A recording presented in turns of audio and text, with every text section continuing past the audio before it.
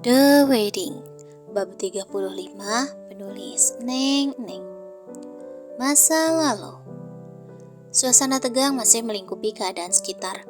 Hawa dingin cukup menusuk kulit para manusia yang kini masih berdiri dengan ketegangan yang menggerogoti jiwa. Di ujung sana, kedua orang tua Renata tengah menangis dengan saling berpelukan. Sementara sang abang dengan wajah merah padamnya kini tengah mengepalkan tangannya kuat. Berulang kali dia meraih ponselnya, menerima beberapa panggilan telepon yang terlihat mendesak. Sementara itu, gadis lainnya kini masih duduk di sebuah kursi yang tersedia. Tak hentinya gadis mungil itu menangis terisak dengan tubuh gemetar. Merasa masih tidak percaya, dirinya masih dilingkupi rasa syok yang teramat sangat. Tidak menyangka jika sang sahabat tega melakukan hal sekeji ini pada sahabat lainnya. Kurang ajar. Desisan dari kakak sahabatnya membuat Kiana mendongak.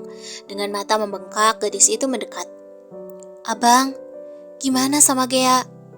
Tak bisa dipungkiri, hati terkecilnya juga sama mengkhawatirkan Gea. Tadi Kiana melihat jika Gea terjatuh, dan Kiana melihat darah yang mengalir di kakinya. Kiana ketakutan setengah mati. Kiana berteriak meminta tolong. Namun, sayangnya, semua orang yang datang berbondong justru mendahulukan untuk menolong Renata yang tertusuk. Rata-rata mereka semua enggan menolong Gea yang dinilai begitu jahat dan sudah melakukan kejahatan kriminal. Dia masuk rumah sakit.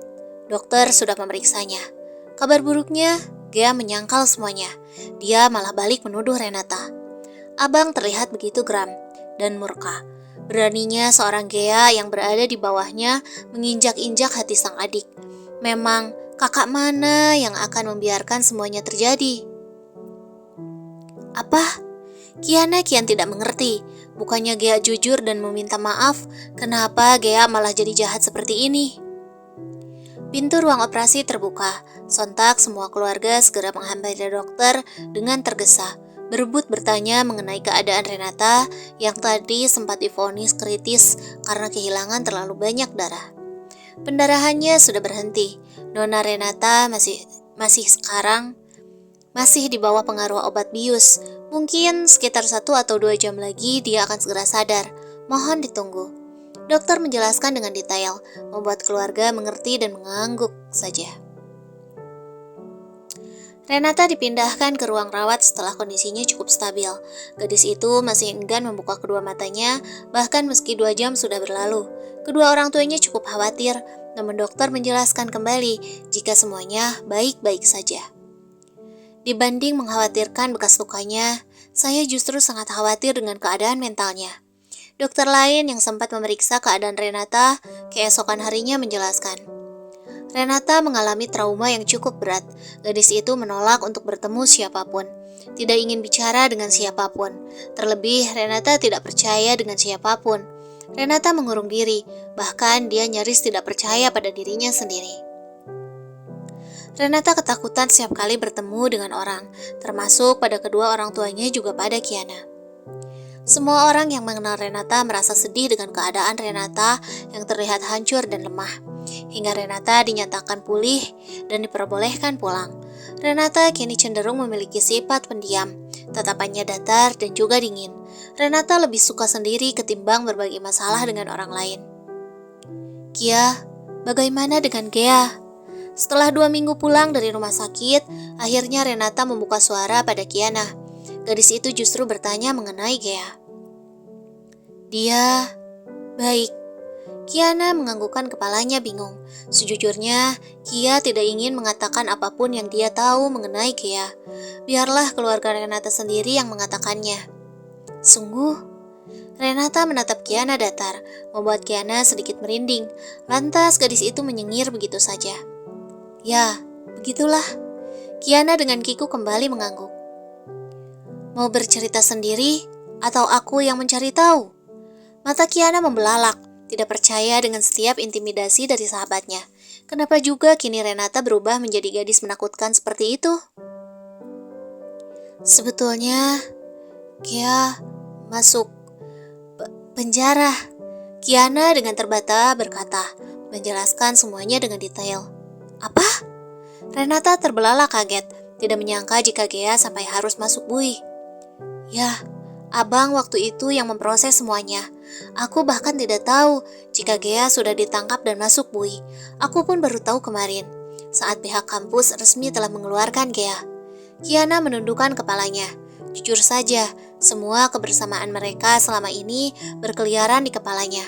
Kiana menyayangkan jika hubungan persahabatan mereka harus seperti ini. Kenapa? Harusnya Gea tidak masuk penjara. Aku sudah memaafkannya. Renata menunduk, kata-katanya cukup lirih. Dia sudah melakukan tindakan kriminal, Ren. Terlebih, dia melakukannya di lingkungan kampus. Banyak saksi dan polisi sudah memastikan semuanya. Kita tidak bisa menyangka lagi. Kiana menjelaskan dengan air mata yang berderai. Aku tidak tahu apa yang harus aku lakukan sekarang. Renata menggelengkan kepalanya. Gadis itu terlihat berpikir keras. Bisakah abang mengeluarkan Gea dari penjara? Itu adalah pertanyaan Renata pada sang abang. Mereka berpapasan saat abang baru saja pulang dari kantor selepas bekerja. Kenapa? Abang menghela napas berat. Renata telah banyak mengalami hal pahit. Namun, tetap saja tidak mengubah kebaikan yang sudah tersemat dalam jiwa sang adik. Aku sudah memaafkan Gea. Sudah cukup Gea selama 1 minggu ini di penjara. Kasihan Gea. Dia tengah hamil muda. Renata menundukkan kepalanya, merasa sakit juga kala mengingat jika anak yang dikandung Gea adalah anak dari Ardi, sang mantan tunangan yang pernah dicintainya. Hukum harus tetap ditegakkan, Dek. Gea harus tetap dihukum sesuai kejahatan yang sudah dia lakukan. Kita tidak bisa sembarangan mencabut dan membuat laporan. Abang tersenyum kecil, mengusap kepala sang adik dengan sayang. Abang sedikitnya mengerti perasaan Renata. Hanya saja, abang juga tidak bisa berbuat banyak. Keadilan harus tetap ditegakkan. Renata terdiam. Gadis itu kembali hanyut dalam lamunan. Memutuskan untuk mendatangi Gea di lapas. Renata segera bergegas pergi.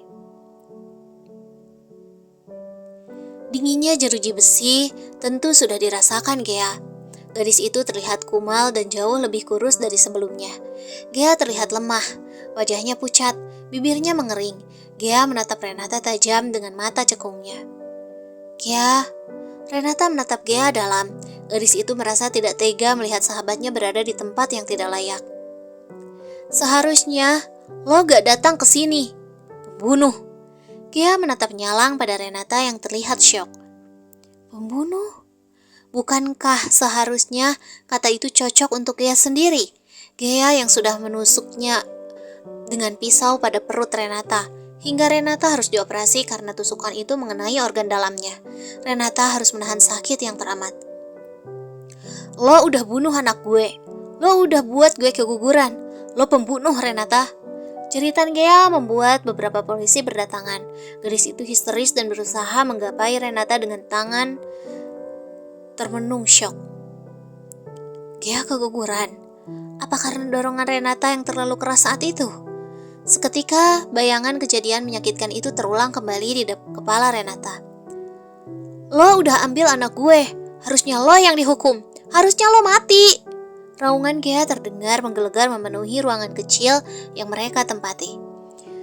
Dunia ini gak adil buat gue, hanya karena lo anak orang kaya, lantas lo bisa ngelakuin semuanya sama gue.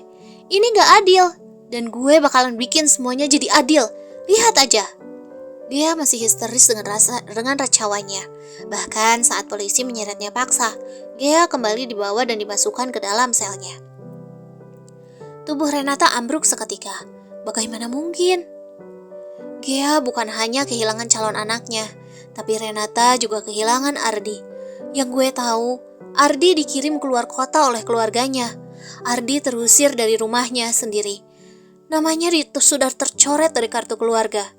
Renata menundukkan kepalanya merasa bersalah. Di hadapan Kiana, gadis itu menangis terseduh. Bukan hanya itu saja, tapi Gea juga sudah kehilangan masa depannya. Renata mengangkat kepalanya menatap Kiana penasaran. Rahim Gea udah diangkat, dia gak akan bisa punya anak lagi. Apa? Seketika gelap mendominasi, Renata kehilangan kesadarannya. Renata merasa tidak kuat jika harus menjalani hidupnya. Bagaimana semua kekacauan ini terjadi? Hanya karena masalah pria, Renata sudah membuat hidup Gea sehancur ini.